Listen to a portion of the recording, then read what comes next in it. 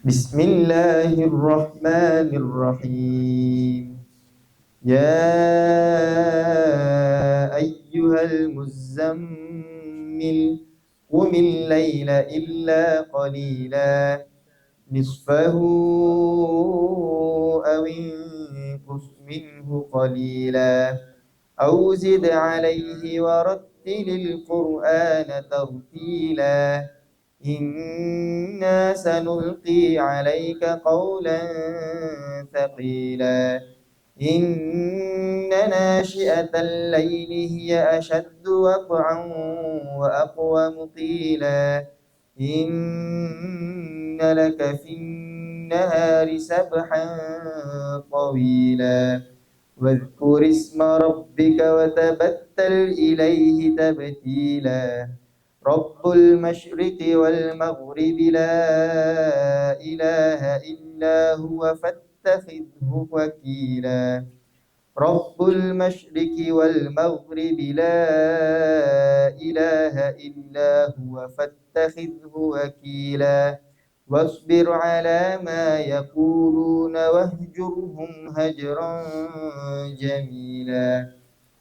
وذرني والمكذبين أولي النعمة ومهلهم قليلا إن لدينا أنكالا وجحيما وطعاما ذا غصة وعذابا أليما يوم ترجف الأرض والجبال وكانت الجبال كثيبا مهيلا إنا أرسلنا إليكم رسولا شاهدا عليكم كما أرسلنا إلى فرعون رسولا فعصى فرعون الرسول فأخذناه أخذا وبيلا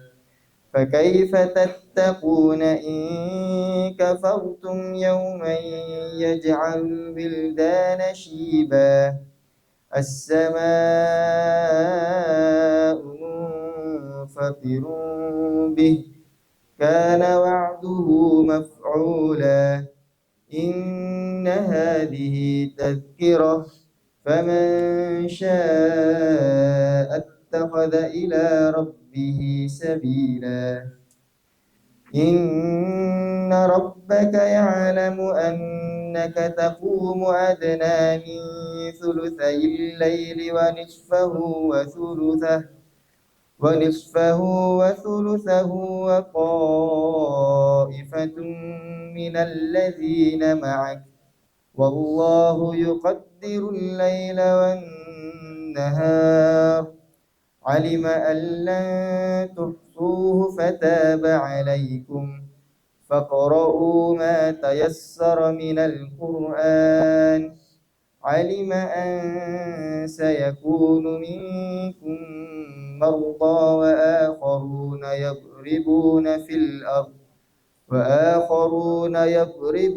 في الأرض يبتغون من فضل الله وآخرون يقاتلون في سبيل الله فاقرؤوا ما تيسر منه وأقيموا الصلاة وآتوا الزكاة وأقرضوا الله قرضا حسنا وما تقدموا لأنفسكم من خير تجدوه عند الله هو خيرا وأعظم أجرا واستغفروا الله إن الله غفور رحيم. صدق الله العظيم. Baik, jadi insya-Allah untuk pengenalan ringkas berkenaan dengan surah yang kita bacakan tadi, itu surah Al-Muzammil. Yang mana maksud Al-Muzammil ni adalah orang yang berselimut. Ini adalah panggilan yang Allah panggil kepada baginda Nabi SAW ketika mana selepas satu peristiwa yang membuatkan Nabi ni, baginda Nabi ni cemas. Okey, baik. Jadi kita akan perhatikan satu-satu. Yang pertama sekali, surah Al-Muzammil ni adalah surah yang diturunkan di Mekah. Jadi bila mana surah yang diturunkan di Mekah ni, kita panggil dia sebagai surah Makkiyah. Okey, baik. Dalam ayat ni, kalau kita tengok ayat pertama, Allah sebut ya ayyuhal muzammil. Allah panggil Nabi Muzammil. Jadi Muzammil ni juga merupakan gelaran bagi Nabi. Pernah kita dengar nama orang Muzammil tak? Nama orang Muzammil. Jadi ini adalah panggilan Allah kepada baginda Nabi SAW. Jadi ada para ulama sebut asbab nuzul, ni satu riwayat lah, satu pandangan ulama berkenaan dengan asbab nuzul surah Muzammil. Surah Muzammil ni diturunkan selepas baginda Nabi SAW peristiwa baginda bertemu dengan malaikat Jibril di Gua Hira. Yang mana ketika mana baginda Nabi ni sedang duduk berseorangan, sedang bersendirian di Gua Hira. Kemudian datang malaikat Jibril membawa wahyu. Membawa wahyu dalam keadaan baginda Nabi ni nampak kejadian sebenar malaikat Jibril. Jadi bila mana nampak dan dalam keadaan duduk seorang nampak malaikat, maka baginda Nabi ni cemas, takut, risau. Jadi lepas pada berjumpa dengan malaikat Jibril, baginda balik ke rumah. Isteri baginda Nabi yang mulia itu ada. Kemudian baginda sebut zammiluni 3 kali. Selimutkan aku.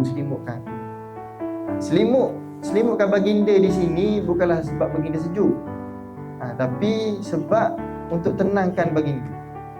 Nak suruh baginda ni tenang, nak suruh Rasulullah ni tenang. Sebab cemas ni, baru sudah nampak malaikat Jibril. Dalam keadaan, ada riwayat mengatakan ada 600 sayap. Besarlah kejadian malaikat Jibril ni. Nampak depan mata. Jadi untuk tenangkan Nabi, diselimutkan Rasulullah SAW. Kemudian turunlah, Allah panggillah Rasulullah ya ayyuhal muzammil. Jadi ini sedikit pengenalan ringkas berkenaan dengan latar belakang surah Muzammil. Dan surah Muzammil ini juga merupakan surah yang ke-73 dalam Al-Quran. Dalam 114 surah dalam Al-Quran itu merupakan surah yang ke-73.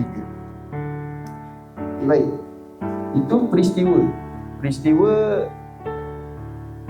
asbab nuzul. Asbab nuzul, kenapa surah ni diturunkan. Ada juga riwayat, ada juga pandangan yang mengatakan surah Muzammil ni turun untuk mewajibkan qiyamul lail ke atas para nabi dan para rasul. Okey, baik. Itu yang pertama.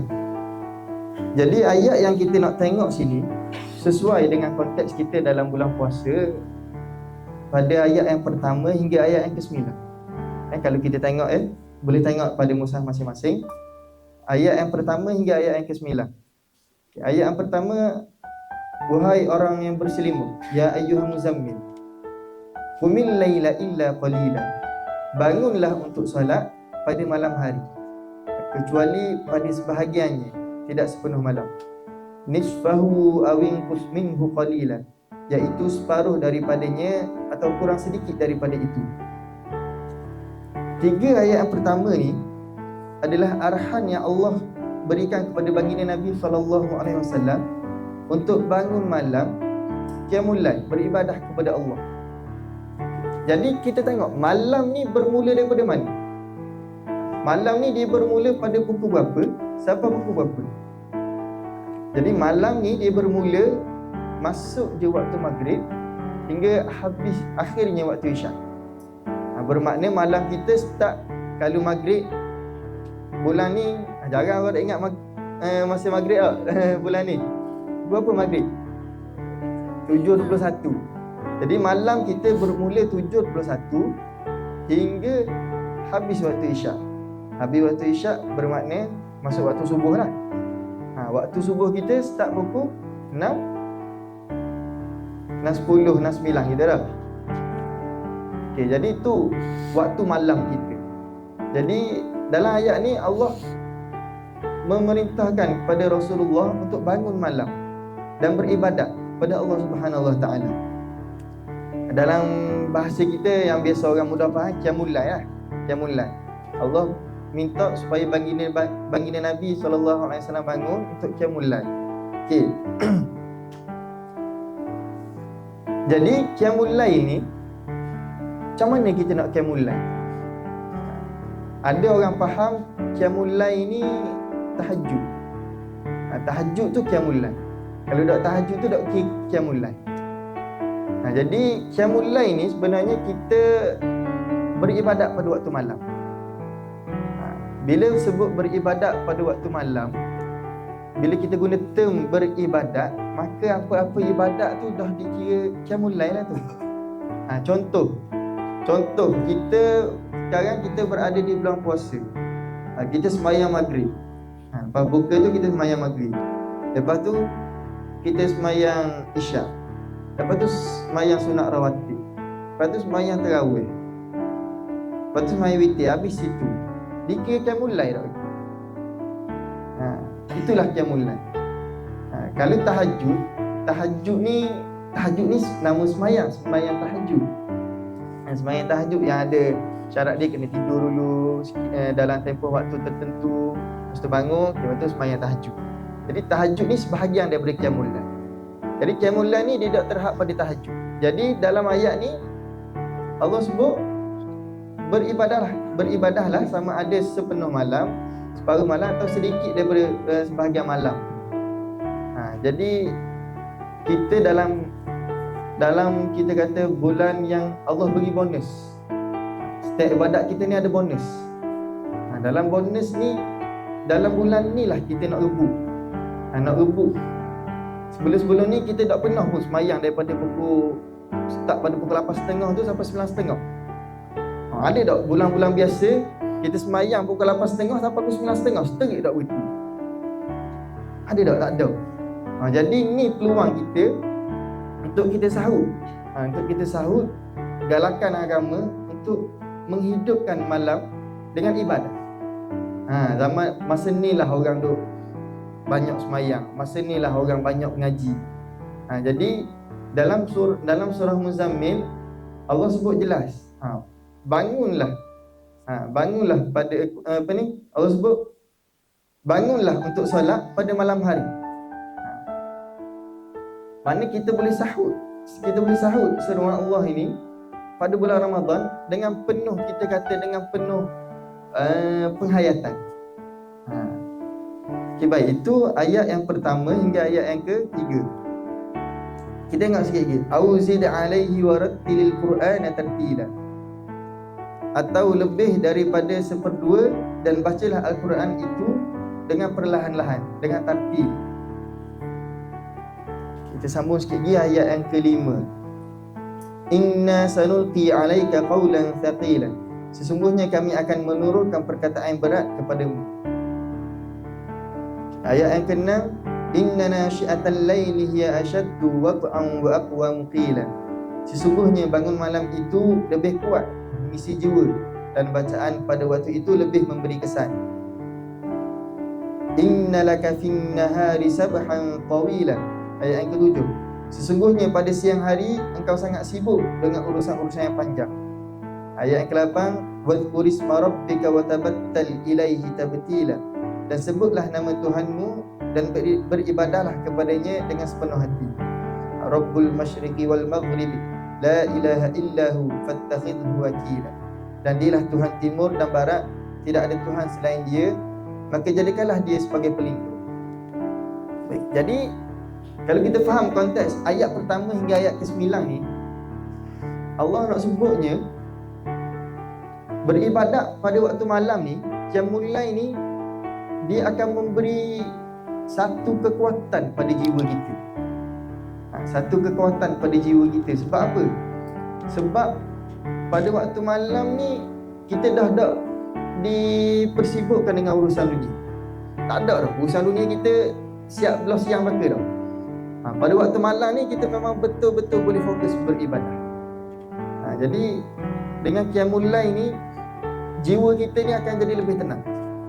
Sebab tu kalau kita tengok umat Islam dulu-dulu, zaman para sahabat, zaman para tabi'in, zaman para salafus soleh apa semua tu lah,